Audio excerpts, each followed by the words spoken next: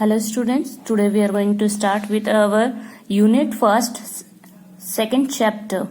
Okay, the outbreak of revolution. So let's start. Louis XVI had to increase taxes for reason you have learned in the previous section. So we have learned in the previous section about the Louis XVI.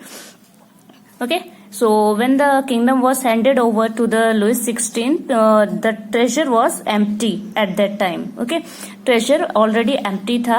So किसी भी काम करने के लिए वहाँ क्या चाहिए था, उन्हें पैसों की जरूरत थी, इसलिए उन्होंने लोगों पर हैवी टैक्सेस लगा दिए थे, है ना. So this was the condition at that time that we have studied in chapter 1.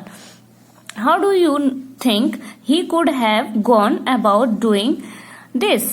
सो उन्होंने ये जो यहाँ पे कंडीशन थी उससे कैसे यहाँ पे निजात पाया होगा.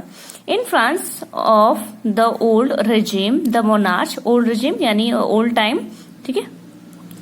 The monarch did not have the power to impose taxes according to his will alone. So old regime, according to old regime, पुराने जमाने के हिसाब से क्या था कि जो राजा था वो अकेला ही खुद से किसी के ऊपर भी टैक्स इम्पोज नहीं कर सकता था, ये उनका अकेले का फैसला नहीं होता था, ठीक है. Rather he had to call a meeting of the states general which would then pass his proposal for new taxes, ठीक. सो यहाँ पर उन्हें क्या करना पड़ता था, स्टेट जनरल्स की मीटिंग पहले बुलाने पड़ती थी और उसके बाद वहां पर बातचीत होती थी और उसके बाद ही प्रपोजल वहां पर न्यू टैक्सेस के लिए पास होता था. The State General was a political body. So what is State General? It is a political body to which the three states send their representative. Okay? तो ये स्टेट जनरल क्या होते थे, एक पॉलिटिकल बॉडी है, ठीक है. पॉलिटिकल बॉडी यानी कि एक ग्रुप है जिसके अंदर कई सारे लोग रहते हैं, ठीक है, मेंबर्स होते हैं, वो स्टेट जनरल कहलाता है. इनके अंदर क्या होते हैं, all the three representative, three जो रिप्रेजेंट यहाँ पे जैसे क्लर्जी था, जो हाई क्लास पीपल थे, मिडिल क्लास पीपल थे, लो क्लास पीपल थे, है ना. तो उन सभी में से यहाँ पर लोग रिप्रेजेंटेटिव, पर्टिकुलर रिप्रेजेंटेटिव्स यहाँ आते थे और ये अलग अलग three representatives, three states, general states बनाते थे, ठीक है. Then however the monarch alone could decide when to call a meeting, ठीक है, of this body. So meeting बुलाने का हक राजा के पास होता था, जब चाहे वो मीटिंग रख सकते थे. The last time it was done was in 1614. So last time जो मीटिंग बुलाई गई थी वो काफी पहले बुलाई गई थी, 1614 में.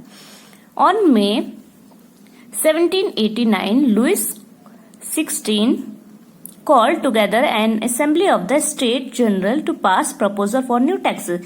So he was willing, so Louis XVI was willing to impose new taxes on the people. So he called a meeting of general states.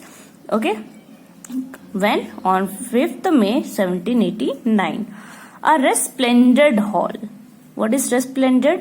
काफी शानदार, भव्य हॉल, ठीक है, in Versailles was prepare to host the delegates, ठीक है. तो जो यहाँ पे जितने भी मीटिंग के मेंबर्स आने वाले थे, they are called as delegates. So all delegates were called, ठीक है, और उसके लिए काफी भव्य शानदार महल को तैयार किया गया था, हॉल को तैयार किया गया था. The first and second states were sent 300 representative each. So आपने देखा ही था, ठीक है, तीन यहाँ पे क्या बनाए थे, ग्रुप थे. यहाँ पे क्लर्जी, नोबल और लास्ट में फिर बिजनेसमैन. फर्स्ट क्लास था ये, सेकंड था, और थर्ड क्लास में कौन कौन थे, बिजनेसमैन थे, ठीक है. देन फार्मर्स थे and last one landless labour, ठीक है. तो फर्स्ट पार्ट से कितने लोग आए थे, 300. यहाँ से कितने आए थे, 300 मेंबर्स आए थे. और ये लास्ट वाला पार्ट जो मैक्सिमम 80% कवर करते था, ठीक है, पॉपुलेशन का, ये यहाँ से आए थे 600 people. Clear. The first and the second state sent 300 representative each who were seated in a row facing each other on two sides, while the 600 members of the third state had to stand at the back. ठीक है, तो क्या था, महल में इस यहाँ पे जैसे किंग है, यहाँ पे 300 पीपल थे क्लर्जी के, दूसरी तरफ नोबल्स के, ठीक है, और उसके बाद जो 600 पीपल बचे उनको क्या है यहाँ पर खड़े होने के लिए कहा गया. Peasant, artisan and women were denied entry to the assembly. So जो लैंडलेस पीसेंट थे, ठीक है, जो पुअर वर्कर्स थे, वुमेन्स थी, उनको यहाँ पर एंट्री नहीं मिलती थी असेंबली में. However, their grievance and demand were listed in some 40,000 letters.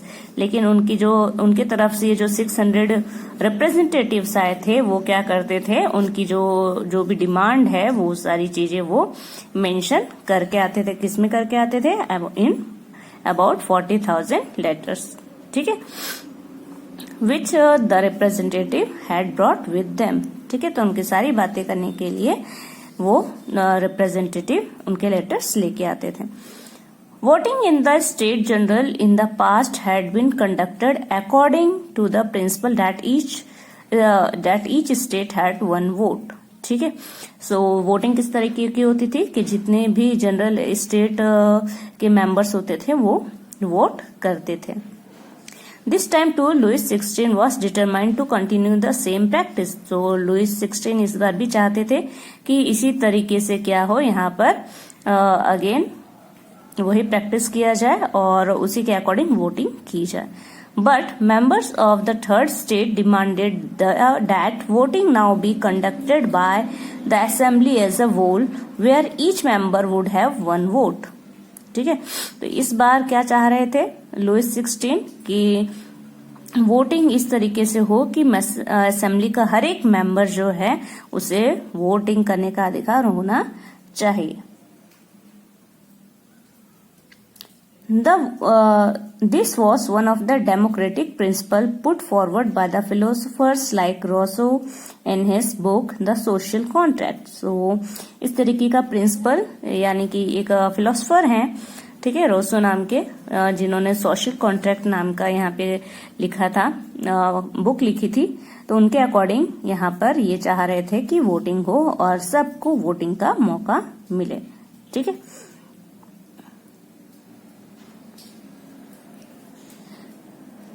ठीक है, यहाँ पर क्या है कि ये स्टेट, हर एक स्टेट, यानी कि पहले क्लर्जी, ये जो 300 मेंबर्स थे, इन सब का एक वोट होगा.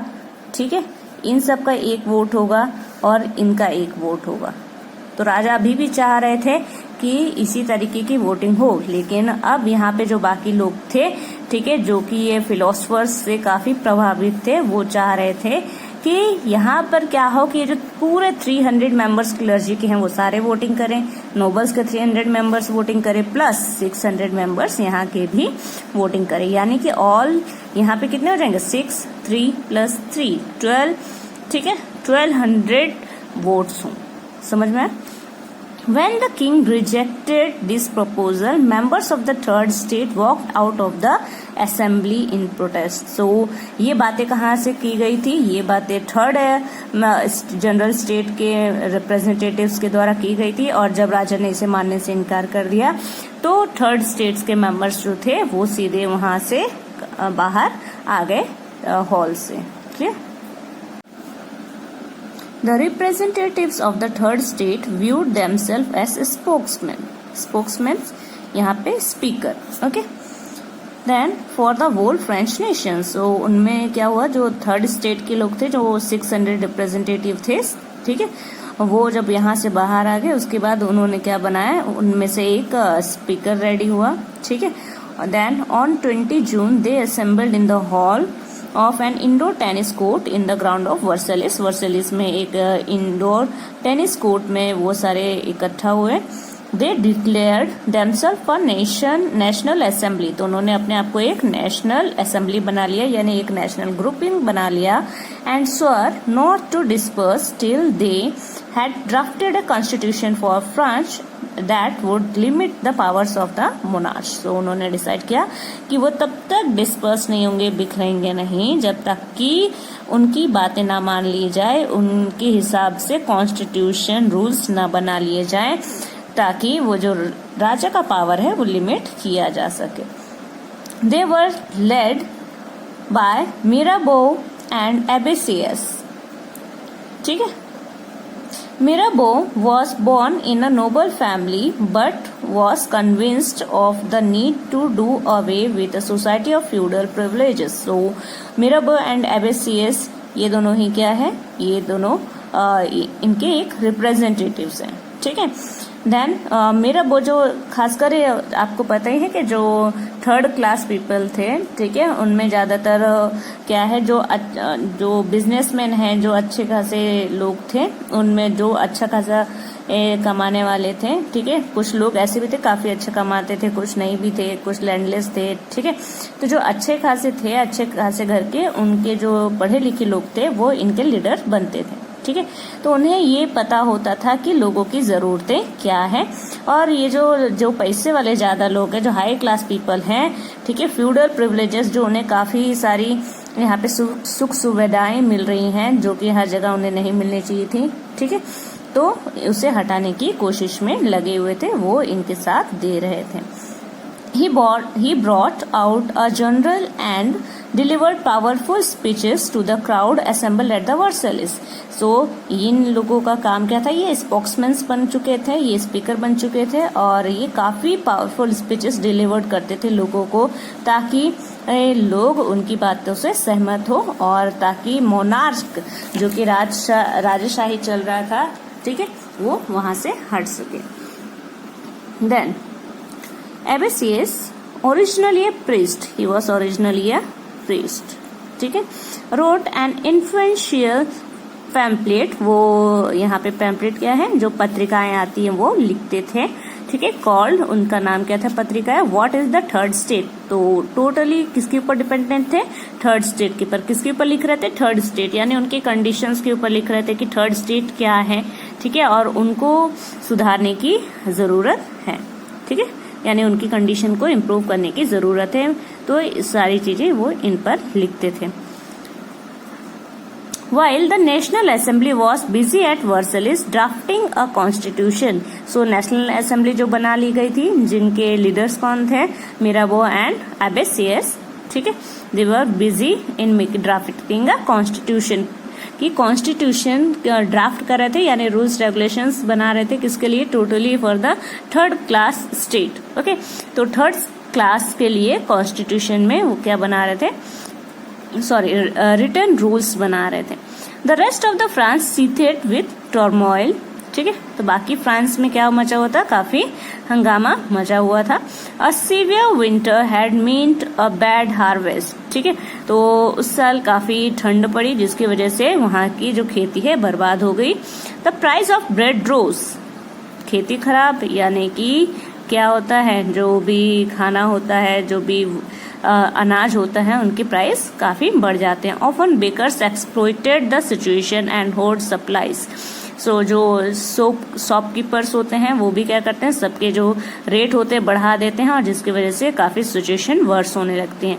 After spending hours in long queues at the bakery, crowds of angry women stormed into the shop. ठीक है.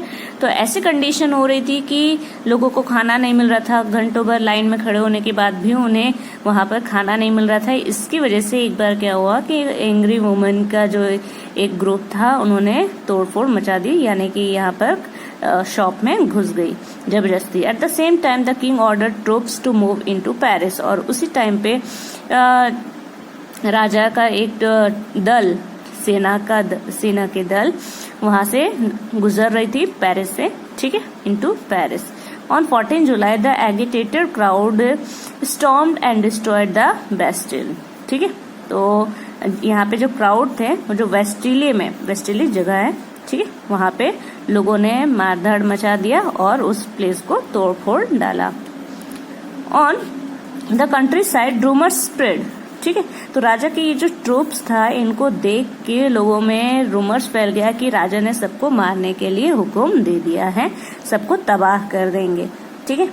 In the countryside rumours spread from the village to village that the Lord of the manor had hired band of brigands who were on their way to destroy the ripe crops, ठीक है। तो क्या यहाँ पे rumours फैला दिया गया था कि हर जगह जाके वो क्या करेंगे, सारा जो क्रॉप्स हैं वो जो रेडी है क्रॉप्स, रेडी क्रॉप्स हैं उनको खराब कर देंगे। Caught in a frenzy of fear, peasants in the several districts seized hoes and pitchforks and attacked Cheteks, ठीक है। सो लोगों ने गुस्से में आके उनके पास जो भी हथियार था, ठीक है, जो जिससे वो यहाँ पे फार्मिंग कर रहे थे, वो सारे हथियार लेके, क्या ज्यादा जैसे राजा के पास रहते हैं वैसे तो इनके पास हथियार होंगे नहीं, तो नॉर्मली जो उनके पास रहता है ज्यादातर खेती किसानी के, ठीक है, तो वो सारी चीजें लेके उन्होंने राजमहल में हमला कर दिया, ठीक है। जहाँ नोबल मैन रहते थे, जहाँ बड़े बड़े जो फर्स्ट स्टेट के लोग रहते थे, वो हर जगह उन्होंने अटैक करना शुरू कर दिया। They looted hoarded grain and burn down documents containing records of memorial dues, ठीक है। तो उन लोगों ने जाके उनके सारे घरों को लूटा, ठीक है, अनाज दाने जो भी थे, अनाज वगैरह सब ले लिया, और जो डॉक्यूमेंट्स थे जिनमें उनका लैंडलॉर्ड जो भी उनके ड्यूज वगैरह लिखे थे कि उनका कितना कर्जा बाकी है, उन सारी चीजों को जला दिया, उनके घरों को जला दिया, ठीक है। वहां से लूटने के बाद a large number of nobles fled from their homes, many of them migrating to neighbouring countries. So जब क्योंकि 80% किसकी पॉपुलेशन थी, ठीक है, थर्ड क्लास स्टेट की, तो जब उन्होंने हमला करना स्टार्ट किया तो इन लोगों को क्या करना पड़ा, अपने घरों से भागना पड़ा। तो इन लोग अपने घरों को छोड़ छोड़ के दूसरे नेबरिंग कंट्रीज में भागने लगे। Faced with the power of his revolting subject, Louis 16 finally accorded recognition to the national assembly, ठीक है। तो यहाँ पर नेशनल असेंबली को मान्यता दे दी गई जब सारी कंडीशन देखा गई कि पूरे शहर में, पूरी कंट्री में यहाँ पे रिवॉल्ट, ठीक है, रिवॉल्ट क्या है, विद्रोह, लोगों ने विद्रोह कर दिया है, उनकी बातें अब नहीं सुनी जा रही है लुइस 16 की, तो उन्होंने नेशनल असेंबली को रिकॉग्निशन दे दिया गया, मान लिया गया, and accepted the principle that his power would from now on be checked by the Constitution. On the night of 4th August 1789, the Assembly passed a decree abolishing the feudal system. So यहाँ पर assembly ने एक law पास किया गया जिसमें उन्होंने ये जो राजशाही सिस्टम था, ठीक है, जो लोगों को फालतू के यहाँ पे काफी राइट्स एंजॉय कर रहे थे, वो सारे यहाँ पे हटा दिए गए, एबॉलिश कर दिए गए। ऑफ ऑब्लिगेशन एंड टैक्सेस, और टैक्सेस वगैरह भी हटा दिए गए जो कि फालतू थे। Members of the clergy too were forced to give up their privileges। जो क्लर्जी फर्स्ट स्टेट मेंबर्स के थे, ठीक है, जो प्रीस्ट थे, हाई प्रीस्ट थे, तो उन सबके भी जो उनको भी जो बहुत सारे राइट्स मिले हुए थे, उन सबको भी वहां से हटा दिया गया, ठीक है। उनको जो बहुत सारे प्रिविलेजेस, बहुत सारे राइट्स एंजॉय करने को मिल रहे थे, वो सब उनसे छीन लिए गए। Tithes were abolished and lands owned by the church were confiscated, ठीक है। तिथेस यहाँ पे ये क्या था, टैक्स था जो लोकल पीपल के ऊपर लगा दिया गया था जबरदस्ती में, ठीक है। तो ये टैक्स भी एबॉलिश कर दिया गया। लैंड जो कि चर्च के पास ज्यादातर था, ठीक है, तो उन सबको क्या कर दिया गया, यहाँ पे कॉन्फिस्केट कर दिया गया, यानी जब्त कर लिया गया। As a result the government required assets worth at least 2 billion livres, ठीक है। तो अब जब सारी चीजें इनके हाथ में आ गई तो गवर्नमेंट के हाथ में क्या आ गई, जो पूरी प्रॉपर्टी जो भी फालतू में इन के पास थी, ये जो क्लर्जी पीपल प्रीस्ट के पास थी, तो अब उनके पास टोटल इतना पैसा आ चुका था, एटलीस्ट 2 बिलियन लिवर्स का।